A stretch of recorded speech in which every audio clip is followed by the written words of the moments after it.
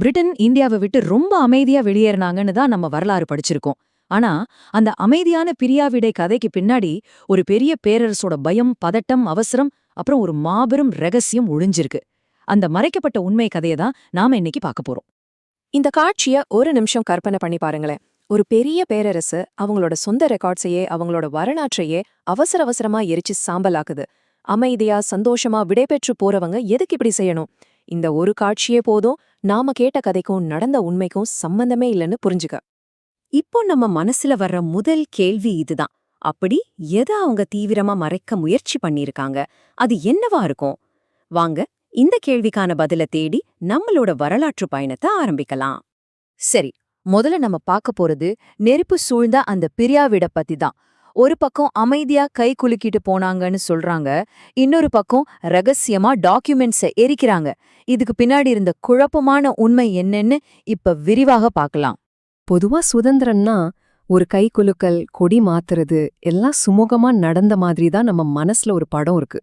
ஆனா உண்மை என்னன்னா, அந்த கடைசி நாட்கள்ல ஒரு பேரரசோட பதட்டம், எப்படியாவது தப்பிச்சு ஓடணுங்கிற அவசரம், அப்புறம் தான் செஞ்ச தவறுகளை மறைக்க ஒரு பெரிய முயற்சி, இதெல்லாம் தான் நடந்திருக்கு. சரி, எதுக்கு பிரிட்டிஷுக்கு இவ்வளவு அவசரம், இவ்வளவு பதட்டம்? அதுக்கு காரணம் அவங்க கட்டுப்பாட்டுல இருந்த கடைசி ஆயுதத்தையும் அவங்க இழந்துட்டாங்க. ஆமா, அந்த பயம் எப்படி எங்க இருந்து ஆரம்பிச்சதுன்னு பார்க்கலாம். 2வது உலகப் போர் முடிஞ்சதும் சீன் மொத்தமா மாறுது. பிரிட்டன்ல சர்ச்சில் தோத்துட்டாரு. இங்க இந்தியால நிலைமை ரொம்ப மோசமாயிடுச்சு. குறிப்பா இந்திய ராணுவ வீரர்கள் செஞ்ச கிளர்ச்சி, அது பிரிட்டிஷ் ஆட்சியோட ஆணிவேரையே ஆட்டி பார்த்தது. இந்த உதாரணம் தான் எல்லாத்தையும் விளக்கிடும். பிரிட்டிஷ்காரங்க இந்தியாவை ஆண்டது பிரிட்டிஷ் ஆர்மியை வச்சு இல்ல, நம்ம ஆளுங்களை கொண்ட ஆர்மியை வச்சுதான். எப்ப நம்ம ஆளுங்களோட விசுவாசம் இந்தியா பக்கம் திரும்பிச்சோ அப்பவே அவங்க கேம் ஓவர். இந்த கிளர்ச்சி ஒரு சாதாரண ஸ்ட்ரைக் இல்ல. கப்பல்ல காங்கிரஸ், முஸ்லிம் லீக், கம்யூனிஸ்ட் கட்சி 3 கொடியும் ஒன்னா பறக்குதுன்னா பாத்துக்கோங்க. பிரிட்டிஷ் ஆபீசர்ஸ ரூம்ல வச்சு பூட்டிட்டாங்க. பீரங்கிகளை பாம்பே நகரத்தை நோக்கி திருப்புனாங்க. இது நேரடியான மிரட்டல்.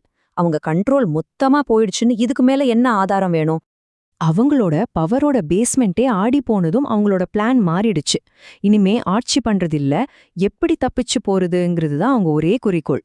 அதோட விளைவு தான் இந்த பிரிவினையும் அவசர வெளியேற்றமும்.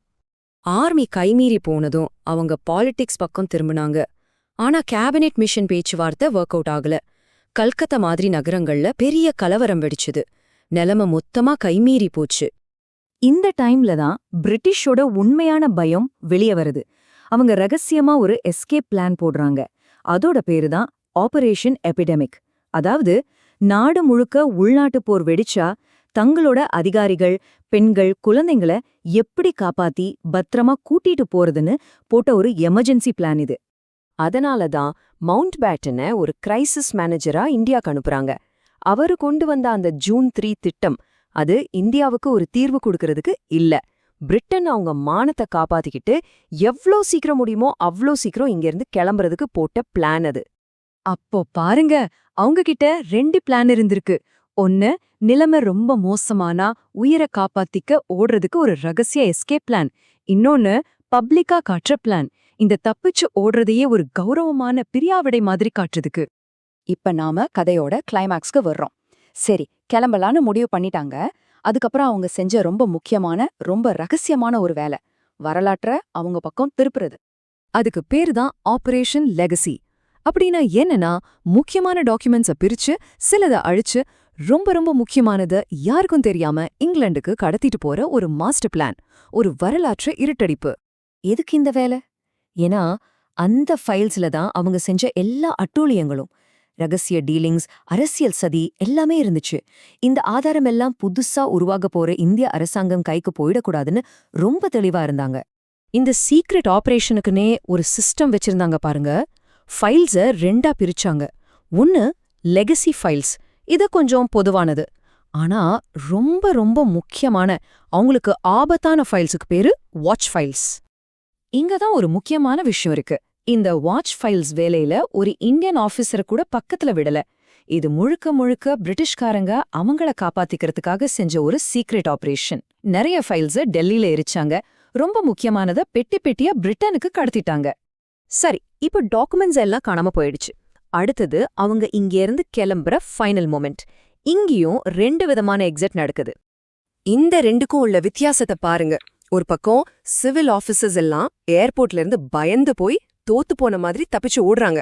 ஆனா இன்னொரு பக்கம் அவங்க ஆர்மி பாம்பேல இருக்கிற கேட்வே ஆஃப் இந்தியா வழியா ஒரு பெரிய மார்ச் நடத்தி ரொம்ப கம்பீரமா கிளம்புற மாதிரி ஒரு சீன் கிரியேட் பண்றாங்க.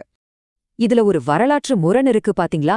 எந்த கேட்வே ஆஃப் இந்தியாவை அவங்க ராஜா வரதுக்கு வெல்கம் பண்ண கட்டினாங்களோ அதே கேட்வே வழியா அவங்களோட கடைசி படை நிரந்தரமா வெளியேறுது.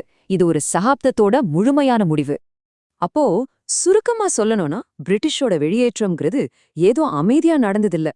அது பயத்துல ஆரம்பிச்சு பீதியில வளர்ந்து தப்பிக்கிறதுக்கு பார்ட்டிஷனை ஒரு வழியா யூஸ் பண்ணி உண்மைகளை மறைக்க ஒரு பெரிய ஆபரேஷன் நடத்தி கடைசியா ஒரு கிராண்ட் மார்ச்சுங்கிற முகமூடியோட முடிஞ்ச கதை. இதையெல்லாம் தெரிஞ்சுக்கிட்டதுக்கு அப்புறம் நம்ம எல்லாருக்கும் ஒரே ஒரு கேள்விதான் மிச்சம் இருக்கு.